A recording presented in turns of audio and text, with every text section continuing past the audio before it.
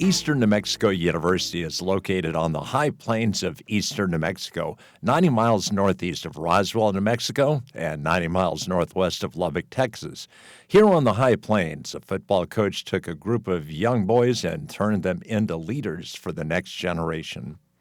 Coach William Jack Scott was born on December 20th, 1928 in Omaha, Nebraska, but grew up in Council Bluffs, Iowa, where he met and later married his high school sweetheart, Roberta Austin. Coach Scott graduated from Dana College in Blair, Nebraska, and got a master's degree from the State University of South Dakota. During his first position teaching and coaching at Willow Lake, South Dakota, Jack was drafted into the Army and served during the Korean conflict. After serving in the military, he returned to South Dakota. A position at Madison, South Dakota followed soon after before he accepted a job as the head football coach at Westmar College in Lamars, Iowa, from 1961 to 1970. During that time at Westmar, Jack had the most successful record of any coach before or since at that college. In 1970, Coach Scott took the helm at Eastern New Mexico University as head football coach of the Greyhounds. When he arrived in New Mexico, he started to lay the foundation for the future. Well, we were living in Lamars, Iowa, close to Sioux City, about the same size town as Portales. And, of course, we weren't in on that decision-making process to move to New Mexico. When Dad told us that we were moving to New Mexico, I was very excited because I thought it was going to be something, so different than Iowa. And my dad came down here to interview and was offered the job, and then he came down again for spring ball without bringing in any of us. My mother had not seen Portales. He rented a house and she had not seen the house, and so it was a surprise. We crossed the country in a station wagon with a big slobbery dog. And when we moved here, it was kind of a culture shock because Iowa was where we lived was, rolling hills, green pastures, little pink houses. I was, like, this is so different, but I made friends so quickly. Everybody was so friendly. And one of my dad's coaches was Don Birmingham, was one of his assistant coaches, and he had played for my dad at Westmar College, and his daughters were about my age, so I got to play with them immediately, and I it didn't take very long really to acclimate, but I'd never seen a horned frog, and I'd never heard anybody say y'all except on the TV show Hee Haw, and so it was a little bit different. Never had Mexican food either. In the summer of 1970, Coach Scott made his first impactful signing as a Greyhound coach, bringing in the foundation of his success with recruits such as Steve Loy and Don Carthel. Right after the season was over, they announced that Coach White had been fired. There was a new coach coming to town, and Coach Scott. And here we go again, I thought, but that's fine. I was confident enough then that I'd been on my own enough that whatever happens, would go out and cinch them up and see what happens. So from what you were telling me before we actually sat down here in the studio, you had kind of an interesting first encounter with Coach Scott, so tell us that story. I did. I didn't know his intensity or anything. I'd seen on the Ron Harris of the Portales Tribune, I'd read all his stuff. Coach Scott from Westmar, blah, blah, blah, was coming to town. And there was a notice went around that he was coming into town, and we were going to have a players meeting and introduce a new coach. Well, you know how they block out the schedules so you're available for practice, and like in my case, we had night. I had to watch films at night, or I didn't have to, but I watched films at night, blah, blah, blah. Well, that particular day that meeting was going to be, I had a night class. I think it was business law over here in the building, the business building. And we had a test that night, so I figured, risk reward, I'm going to go take my test. So if I don't do well in school, I'm not going to be eligible to play. So I went and took the test, and I go walking into the walked across to the arena, and the meeting was just about over. I mean, talk about a mic drop. Everything just stopped for a minute, and I could tell some of my buddies kind of, oh, where have you been? Well, it was like maybe 5 minutes, and Coach Scott ended the meeting, and he said, everybody's free to go except Frank, stay here. So I did, and he comes walking up to me, and he said, well, because as a sophomore you made All-American honorable mention, you think you're too damn good to come to team meeting and meet the new coach? I said, no, sir. And he said, well, what kind of excuse you got?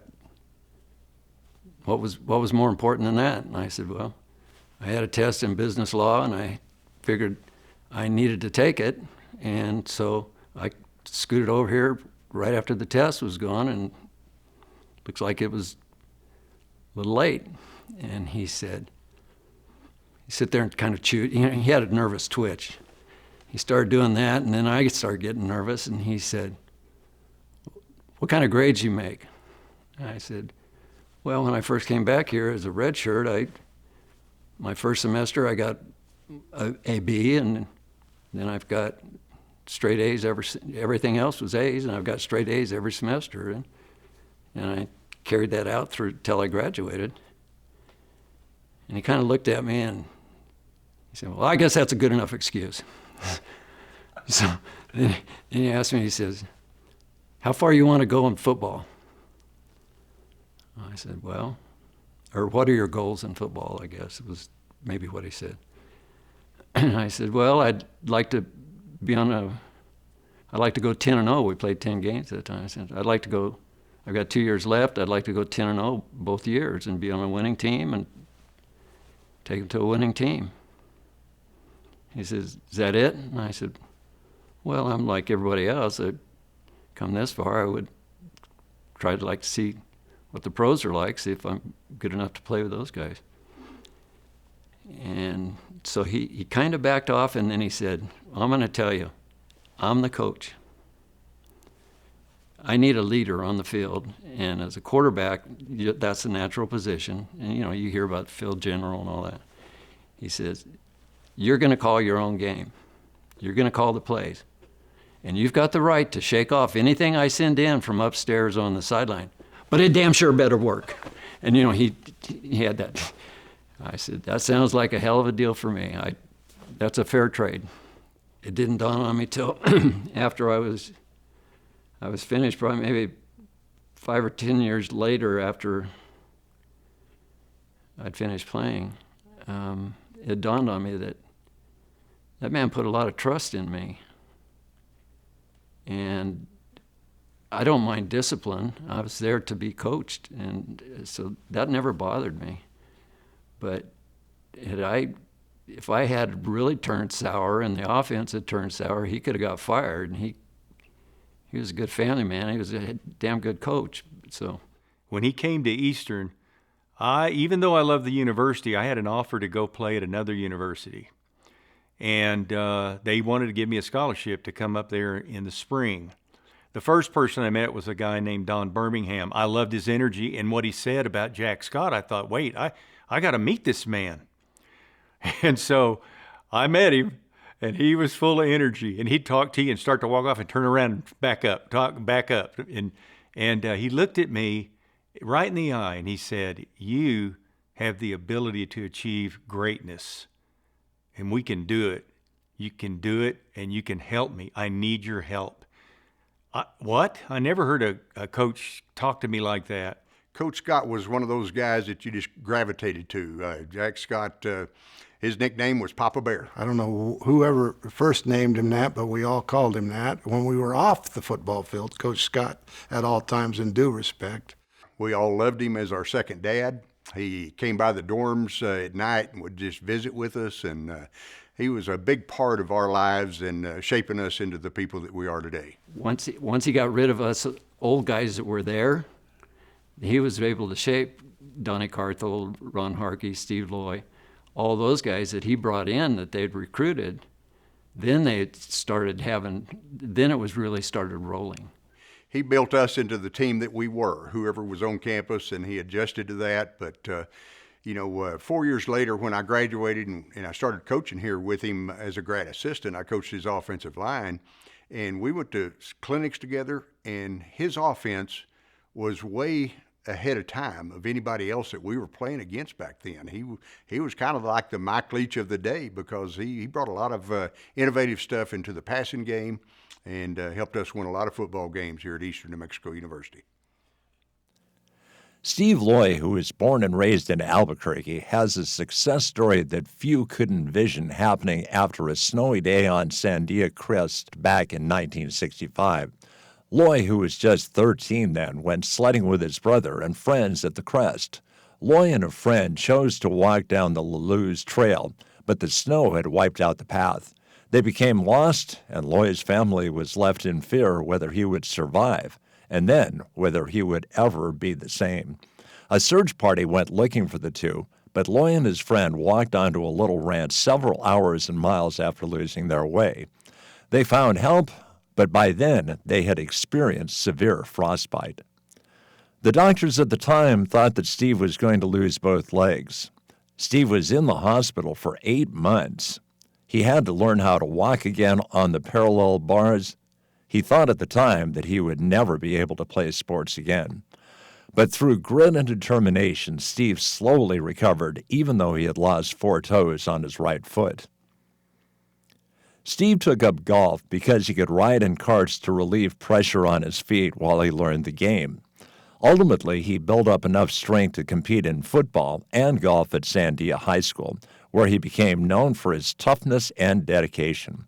Yet not many of his teammates or competitors knew of his handicap.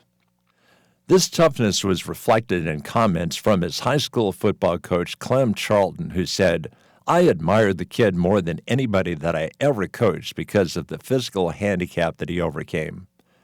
Charlton said, "To me, he was a great athlete to do what he did." He set himself apart from everybody very early on. My memories of Steve is he was a great leader, didn't talk a lot, but when he did talk, everybody listened. He was a natural leader, and all I remember that he gave out, he was 110% every play. He made you go all out on every play. Steve Loy, as a game teammate, he was a leader. I mean, he was going to fight to the end. He was tough. He was hard-nosed. He was smart. He played quarterback in high school and started off as a quarterback here, and he got moved to linebacker. And so my first year, we were both linebackers together, him on the outside and me on the inside. And he's one of those guys. He's a winner. No matter what he does in life, he's going to come out ahead. He is a very competitive person and a very smart person, and he knows how to adapt to get the win in his favor. He was a player that would knock your head off to tackle you. He played safety defensively, and he was just one of those kids that you really enjoyed and really liked, never gave you any problems. Just do what they're supposed to do and do it the best they can. And that's the way he really worked. Steve is a survivor. Steve is more than just a friend. I continue to say how much I am impressed by him year after year after year. He was just really a normal kid. The only thing different from him and everywhere else would be his physical disability with his feet, and the things that he had done since then, and how he played all the way through high school and through college, and then also played golf and walked and this, that, and other. For him to be able to do that with his physical, disability really says a lot about the kid. Loy finished at Sandia High School in 1970, playing linebacker, defensive back, and quarterback to help lead the Matadors to 2 state title game appearances. On the golf team, he had 2 state runner-up finishes and was part of 3 state championship teams. Loy came to Eastern New Mexico University in the fall of 1970. I remember in the recruiting trip, I had my girlfriend since 15 at the dinner table with my family as Coach Scott was giving a coach's sermon on why we ought to come to Eastern. And he realized then that I probably wouldn't make it 4 years because of my relationship with Linda at the time. And so he started recruiting her. He created an environment that, as long as you believed and you made the commitment, you were going to be successful. And he really emphasized that through all parts of life. His wife, Roberta, was so bought in as a mom to the football team.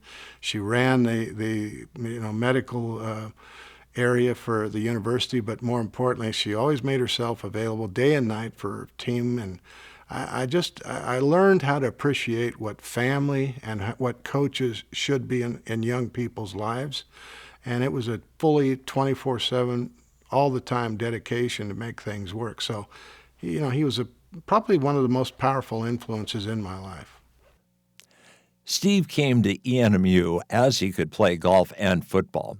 It also helped that he was able to recruit his then fiancée, Linda, to ENMU by having the football staff waive her tuition and providing a scholarship for her books as long as she was part of the football support staff. Coach Scott and his team faced many challenges starting the 1970 season. The Greyhounds were coming off a 1-9 record, with the last loss under the previous coaching staff being a 66-0 shutout versus Southwestern Oklahoma. Coach Scott set out to build a foundation around the freshman class he had brought into Eastern New Mexico University. The Greyhounds took their lumps in the 1970 season, winning only 2 games against Texas Lutheran and Northern Arizona. The Northern Arizona game was special for the Hounds as it was played on homecoming in front of a sold-out crowd of 4,500 fans at Blackwater Draw Stadium. The freshman class that Coach Scott had recruited was on full display this day as freshman fullback Clarence Rankin ran for 87 yards, and freshmen Steve Loy and Rod Bryant brought the crowd to its feet as they chased down the Lumberjacks quarterback 2 yards deep in his own end zone for a safety. I think it was my final season, 71 season, which would have been his sophomore season. We were playing Northern Arizona out of Flagstaff here at home. And they had just told us that this was going to be the last time they were ever going to play Eastern. I'd played them 3 years in a row, twice out here and once in Flagstaff. And they were good. They got a bunch of guys that had flunked out of all the big schools, and they were good. Anyway, I don't know how Coach Scott heard it. Somebody heard it, and they let us know that this was the last time Eastern would ever be playing NAU, because we just weren't big enough, and we took that as not good enough. And they were nationally ranked. We weren't, of course. And so that game, of course, everybody was juiced to go out and show that how dare you, we're going to whip your ass. So in that game, it was kind of a back and forth game, but we were staying right with them and everything else, and we actually got a little lead on them late in the game. And Steve made an interception. I mean, it was a very good play. I don't care who made it. It was a very good play. I mean, he went up over his head, got it, brought it down, got us the ball back, and we ended up winning that game. I remember I ended up with a bloody nose. It jammed my face mask right back into my face, and I kind of stumbled off the field like I was feeling real good about myself, but I was really hurt at the time. That was a tipping point to me. When Steve stopped their momentum, got us the ball back, and we had a little bit of lead, sure made my job easier. Let's work that clock and win this thing, And I remember everybody, that was the play of the game. Coach Scott continued to develop his foundation for the team's success in the 1971 season, leading the Greyhounds to a 4-5-1 overall record. The Greyhounds started the season 1-5-1. At the time, Coach Scott said, "If we can win the last 3, we'll end up with a respectable 4-5-1 record." The 71 team took this challenge in an amazing performance of offense, defense, and just plain gut football. The Greyhounds trampled unsuspecting Missouri Rolla 37-7. This momentum led to a homecoming victory over Eastern Montana 30-6. The season ended with a thrilling victory over New Mexico Highlands, 20-18. The 1972 Silver Pack yearbook said of the defense that year that the Greyhound defense thrilled the fans consistently with back-breaking tackles and timely interceptions. This defense, led by an exciting sophomore class that Coach Scott had recruited, was a foundation for the upcoming success of Greyhound football. Well, we always liked beating our peers, and New Mexico Highlands at that time was a strong team. We knew it was going to be a tough year, but we didn't expect to, have to win our last 3 games just to go 4-5-1. So 1971 comes around. We're still having a losing growth period. We're all trying hard. We went down to Seguin, Texas to play Texas Lutheran, and it was raining and miserable weather. And we got a lead on them late in the game. Jim Wacker had just won a couple of national championships at Texas Lutheran College before he went to Southwest Texas and won a couple of national championships. And with about a minute left in the game, they were driving for the winning touchdown. Steve Loy intercepted a pass, and we ran out the clock and got on the bus and celebrated all the way back to Portales. The 1972 season was a step back for Coach Scott and the Hounds, as they finished with a record of 2-8. After starting the season with a shutout victory over Panhandle State, the Hounds would only win again in the last game against rival New Mexico Highlands. There were signs, though, during the season as the young Hounds were growing up, which led to a more mature team in 1973. In 1973, it all turned around because all those hard working days, 3 a days without a lot of rest periods and training 12 months a year, we finally turned around. And I say to many people, we were 6-4, but we felt like we were 10-0. I will remember one episode. My 2 roommates in college for the last 3 years were my quarterback, Donnie Stravlo, and our one of our receivers, Gary Mueller, who both have passed now, were very close to me. My last senior year game, we were real excited about the hometown senior game. 3rd play in, I'm on defense and Gary Mueller's playing defensive back. I pick up a guy on a tackle, and he was trying to take him down and speared me in the knee. And 3 knee surgeries later, and walking down for my wedding and walking down with a full-length cast a month later, I remember that last game well. I had to watch it, and then I had to pay the damage for it. The 1973 season saw a turnaround for the Hounds as Coach Scott's first recruiting class hit their senior year.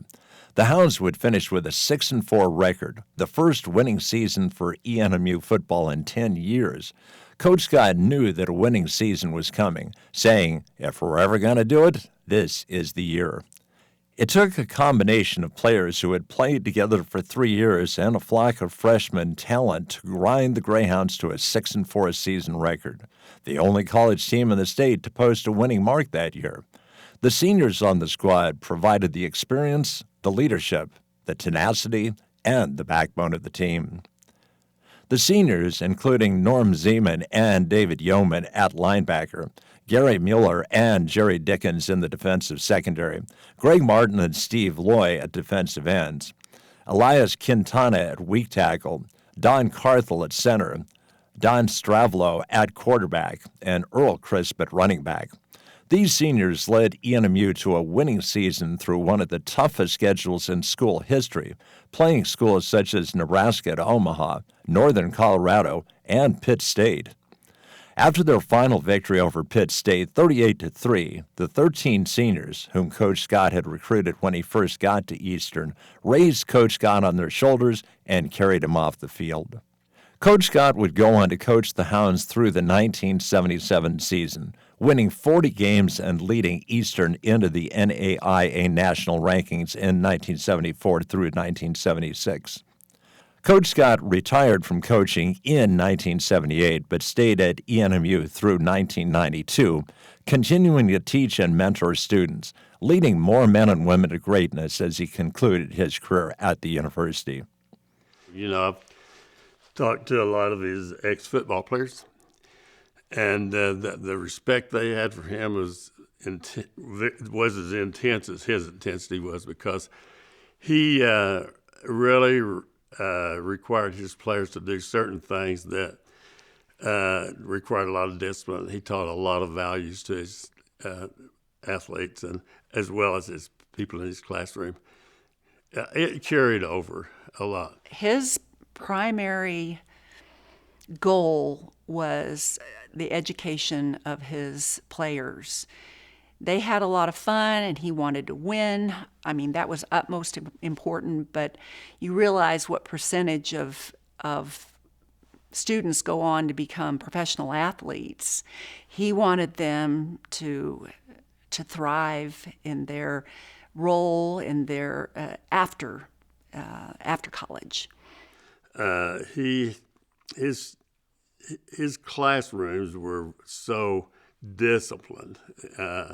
If you come to his class wearing a hat or a cap, you took it off when you went into his class, and you didn't want to be late, because you would definitely hear about that. So he was very disciplined and very intense with his teaching, and I was sometimes his classroom was right across past the wall of my classroom, and he would get really passionate about what he's done, and sometimes I think my students were taking his notes in my class. Yes.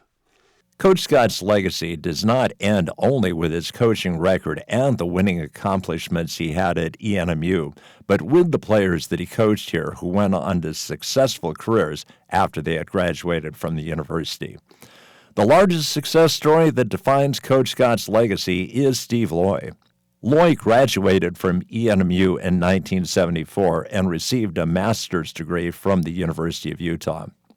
On the professional side, Loy's first job after ENMU was at Scottsdale Community College. In 1974, he was named assistant football coach and head golf coach, and at SEC, he coached from 1974 to 1982, leading the men's golf program to 2 NJCAA national championships and establishing SEC men's golf as one of the nation's premier community college programs. Well, let me first say golf became an opportunity for me when I couldn't play football. I was always wanting to be a football player. I always wanted to be a football coach. And so everything I was doing was preparing when I went to college to do both of those opportunities. On the other hand, I came to Eastern because they'd let me play both sports, the only university I had the opportunity to do so.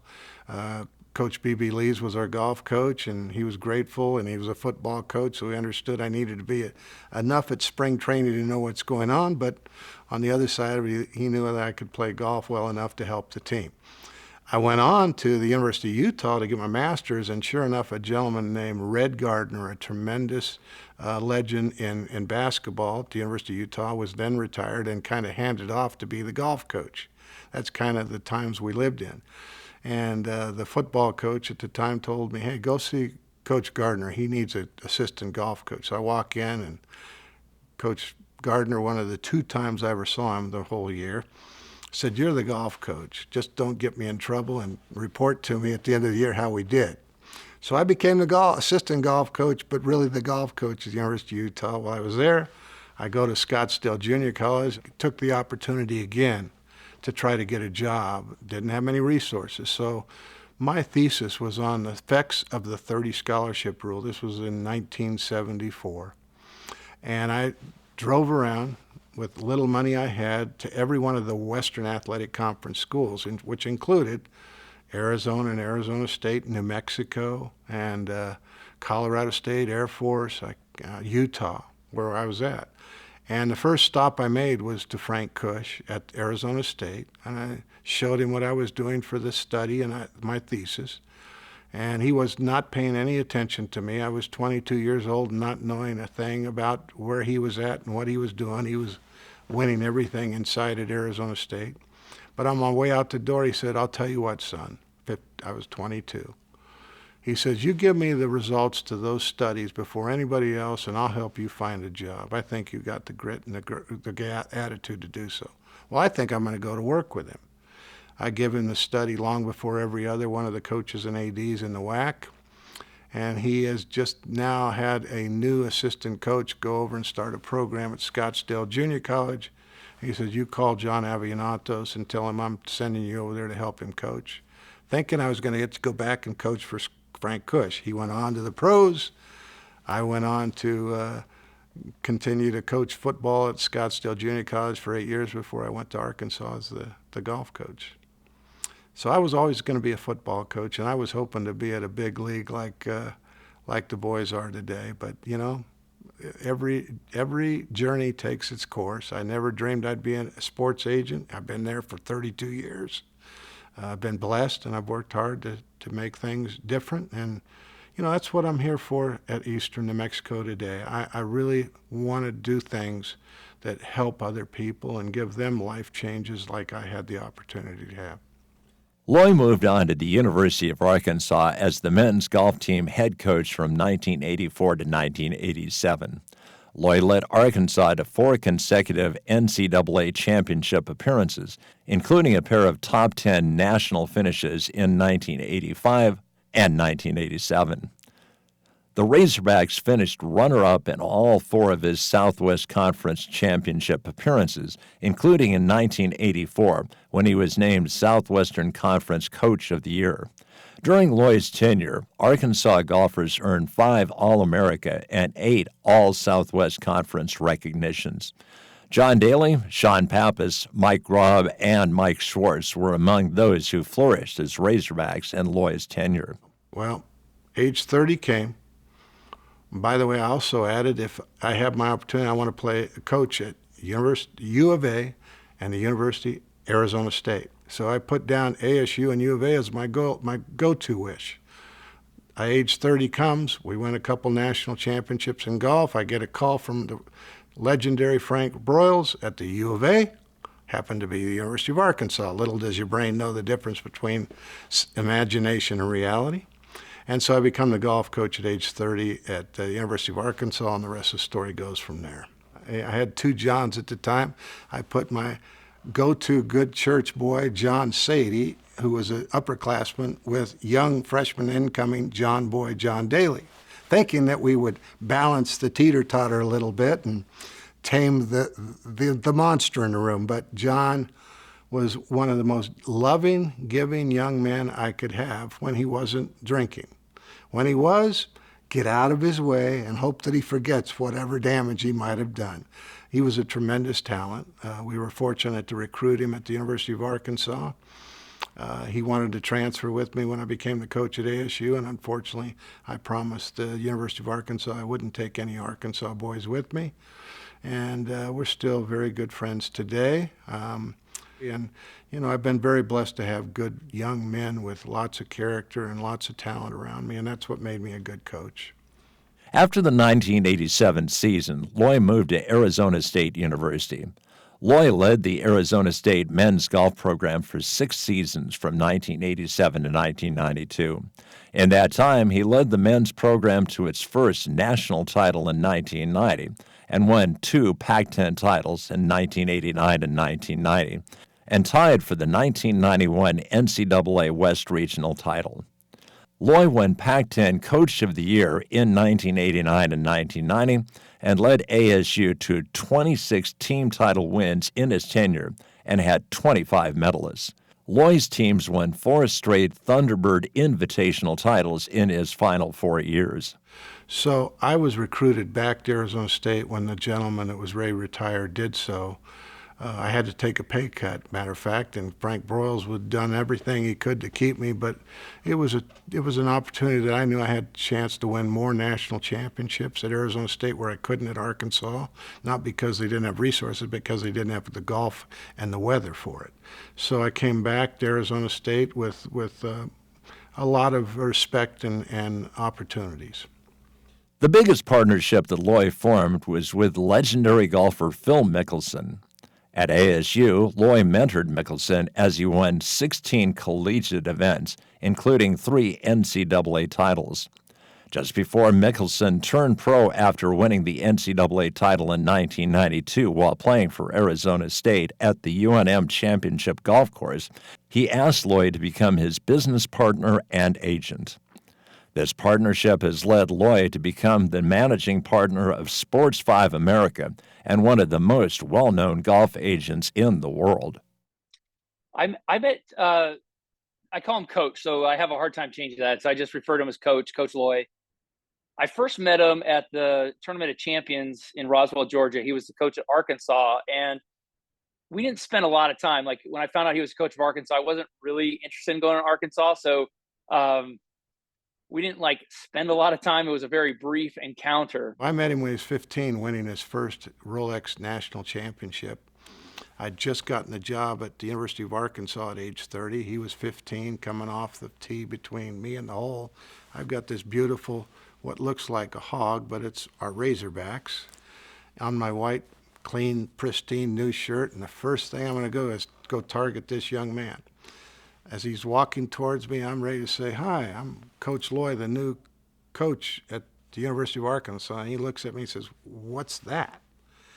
I said, "Well, that's the Razorbacks, and someday I hope you'll be one." He says, "Sorry, I'm not going to Arkansas." He's from Southern Cal and San Diego. I follow him every chance I get. I'm on him like mom is to the younger sons. You know how that goes. And I get the job at ASU 2 years later, and the first thing he says is, "Coach, you still interested in me?" When he went to Arizona State, which is where I had been, one of the schools I'd been really wanting to go, when he went there, we started spending a lot more time. And that's when I got to know him and start to see kind of his charisma and how much I enjoyed being around him. By this time, everybody in the country is trying to recruit Phil Mickelson. Of course, I've met mom, I've met girlfriend, I've met dad, I've met sister, I've met little brother. Little brother ended up becoming ASU golf coach after I did. And I had it all plugged in. The only one thing I forgot to tell him was Oklahoma State and the University of Houston, which were the powerhouses, were also after him. So I sold him on the fact that we'd had a lot of great players at Arizona State over the years. We'd never had a national champion. It was also a great place for me because logistically it was about 350 miles away. It was an opportunity for me to be on my own. They had great practice facilities and access to a number of courses, a number of different grasses, while still having good weather year round. But his presence made a big impact as well. That was kind of the deciding factor of the 4 or 5 schools that I was looking at. Was they all had similar practice facilities, they all had similar weather, they all had similar things that they could offer, but his demeanor and his charisma and my belief in him to help get me better, and also to kind of follow the path that I needed to follow, meaning whether it was my own instructor or whether it was the path that I was already on. He was very open to allowing me to continue down that path and didn't want to micromanage the process. We were already ready to plug in to be him, our first national champion. He won 3 of the 4 years individually. We won 1. We should have won 2 and finished never out of 3rd place my whole career at Arizona State. And again, it wasn't the coach, it was the people that were surrounding us. When Loy moved into his management career, he owned and operated multiple golf properties throughout Arizona and has been an avid investor in several businesses. He has coached or managed over 40 All-Americans, 8 Ryder Cup players, 7 national champions, 4 U.S. amateur champions, and 2 #1 professional golfers worldwide, including Hall of Famers Phil Mickelson and Davis Love.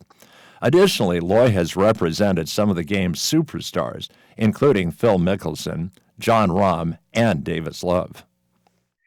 He didn't start out like, I'm going to be an agent. He became the best agent, the best at what he does.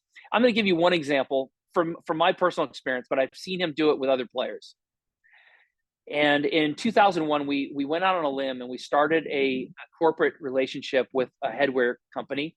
And that allowed me to play whatever club manufacturer I wanted to, which was great for my game. And then we also had this corporate relationship which created a lot of revenue. And we said to him right up front, look, we're going to do this for X. And I know it's a lot of money.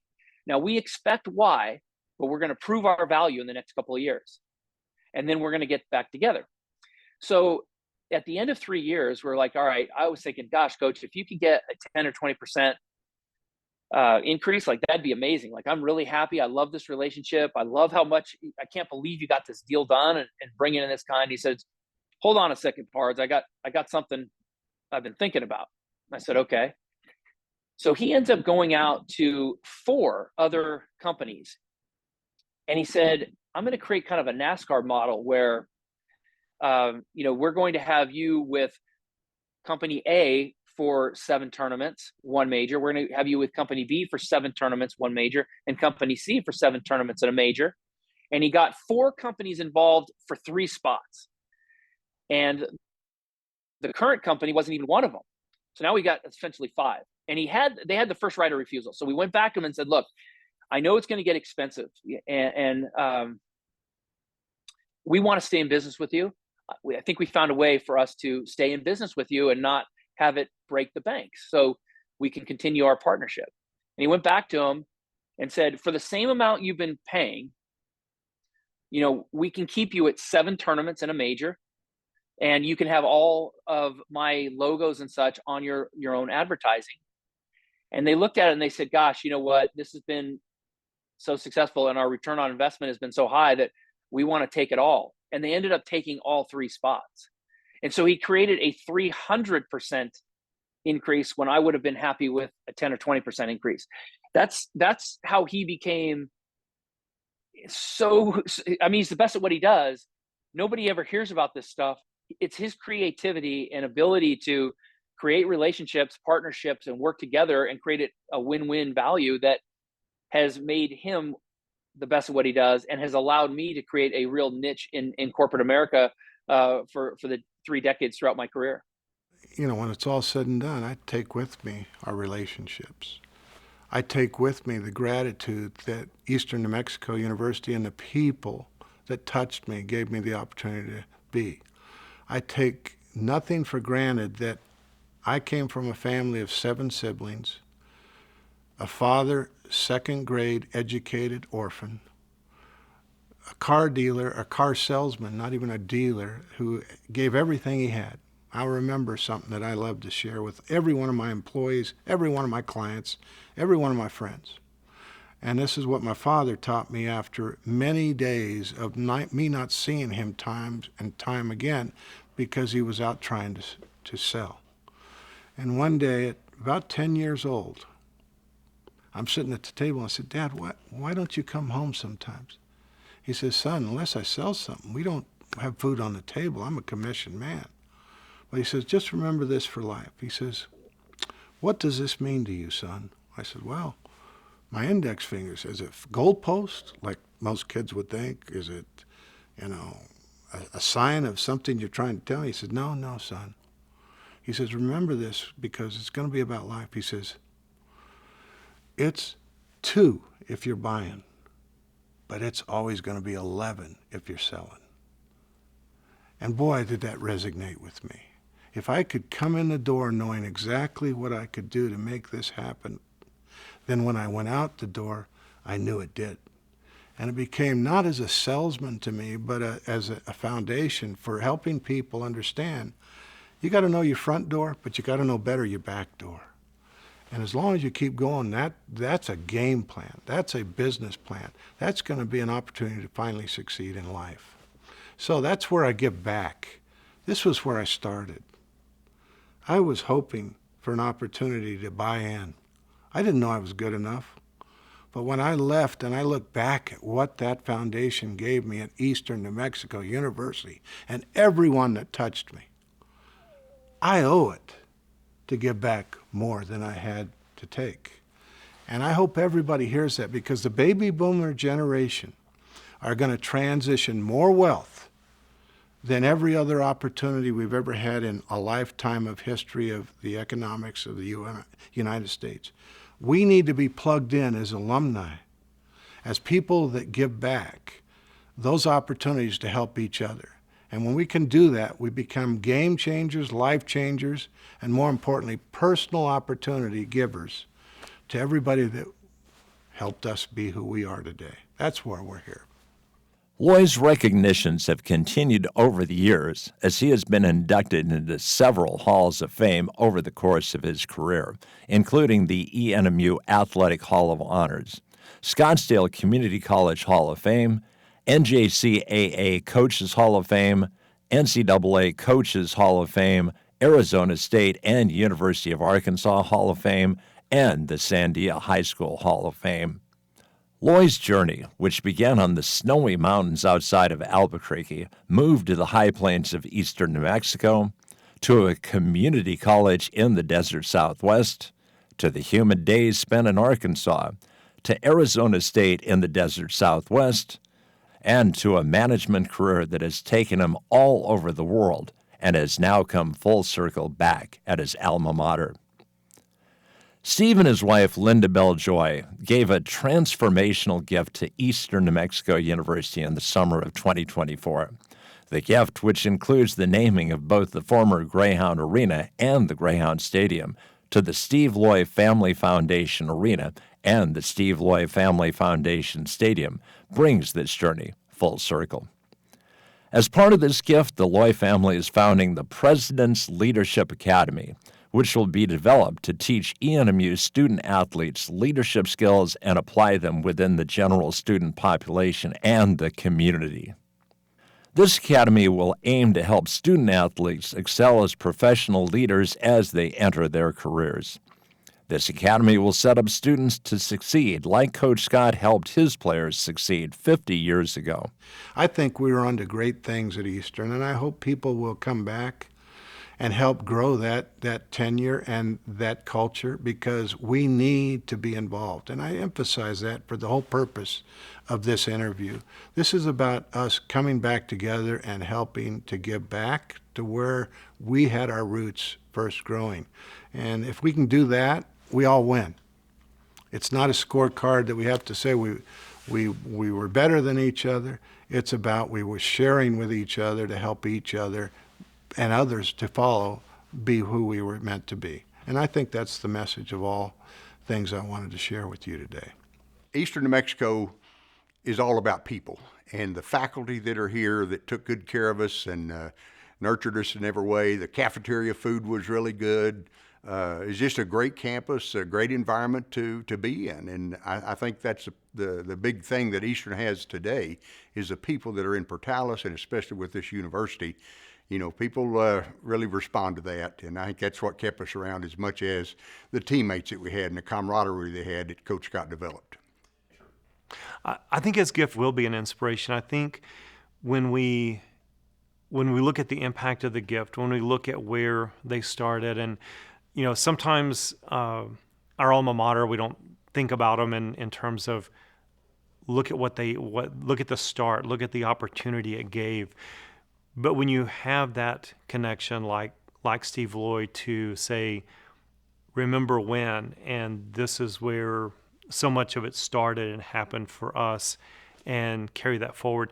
I think I've met so many of our alums, and they're so proud to be ENMU alum, proud to be Greyhounds. They reflect positively on that. And this is just that reminder, if you're at that point in your life where you can give of your time, of your treasure, that it is impactful. It means a lot to the students that are here today. I think it tells when you're recruiting kids, you can show, you can come to Eastern New Mexico and go out in the world and take on the world with the best of them, and he's proof of that. So not only as, getting his degree, but playing multiple sports here. And so I think it's a shining star for our athletic program and our recruitment processes. It's tremendous that Steve wants to give back to the university, but more importantly, he wants to get others to become involved as well. And that is just so important to me as a director of athletics, that he's willing to help with that process. The other part about Steve that's very fortunate for me as a director of athletics is he's had a long career in college athletics, both as a coach and an administrator. So in addition to someone that is supportive of the university and passionate about this school and its athletics program, he's also somebody that I can kind of turn to and get a little bit of guidance on the direction I want to take this. And so I feel very fortunate to have him there as a resource for me. And I had a really, really good friend that passed away in, 2019, Boone Pickens. Um, I think everybody should know Boone Pickens. I'm kind of surprised people don't know of him, but he gave the biggest gift in the history of college athletics back in 2005. But Boone always said there's two kinds of people in the world, givers and takers, and nobody straddles the fence. And if you want to change the world, you surround yourself with givers. The takers think that they're going to get ahead and win because they're going to take all the shortcuts. But in the long term, the real winners are the givers. And Steve Loy definitely fits in that category. His recent gift to his alma mater proves that, but he's given generously for decades before that. So it doesn't surprise me. And kudos to him for doing something significant like that for his alma mater. It'll change that university forever and hopefully inspire others that will come after Steve and I are long gone that'll want to do the same thing or even more. Well, in terms of his gift, I won't speak on behalf of how many others or what that might look like in the future, but he's made it clear that it's the beginning of a long-term partnership. And actually, I told him from the beginning, the kind of division that we're building in advancement is based on relationships and partnerships first. And from that, we'll see how it grows. And he was very much on board with that vision. And so he's made it clear that this is a first step, but he said over and over again that he doesn't want to be a gifter. He wants to be a game changer. And what that means to him, and since we've developed this partnership, he's developed relationships with coaches, he's spoken to students, with the athletic director, with the president, and so he wants to not just have a financial impact, which is extraordinarily important, and the endowments that he's created will literally be helping ENMU students, coaches, and staff forever in perpetuity. But beyond that, he wants to really raise the visibility of this university and create opportunities for our athletics departments and for our students and for the university that wouldn't otherwise be available. So he's opened his networks in ways that have been quite surprising. He's set up, for instance, just recently, our basketball team played Grand Canyon in Arizona, which he was instrumental in setting up. So those kinds of things that he's able to do because of the people he knows in his field is right now systematically and will continue to systematically raise our visibility and create opportunities that we might not have had otherwise. But I think beyond that, and why I think this partnership matters so much to Eastern, is he didn't just give the gift from the Steve Loy Family Foundation. I mean, that's where the gift originated from the Steve Loy family. But he's been very direct and upfront about the fact that this gift is to honor and memorialize the late, great Jack Scott, and also his teammate at the time when he played, and who has now gone on to be a great coach in his own right, Coach Don Carthel. He's committed to their history and their legacy and honoring their friendship and fellowship and mentorship to such an extent that he helped design, install, and pay for monuments that will be forever installed in front of the Steve Loy Family Foundation Stadium and the Steve Loy Family Foundation Arena, where each of those coaches also have equal tribute. Their stories are in bronze to be seen forever for future Greyhounds, underneath, of course, a 50-foot American flag, which he also said needed to be there with the Greyhound flag flying under it. Slightly smaller, but almost the same size. Coach Jack Scott came to ENMU 54 years ago and left a legacy with young men he coached and turned into leaders in the world. Steve Loy looks to carry on this legacy with his transformational gift to the university to help the next generation of young men and women become leaders in this world.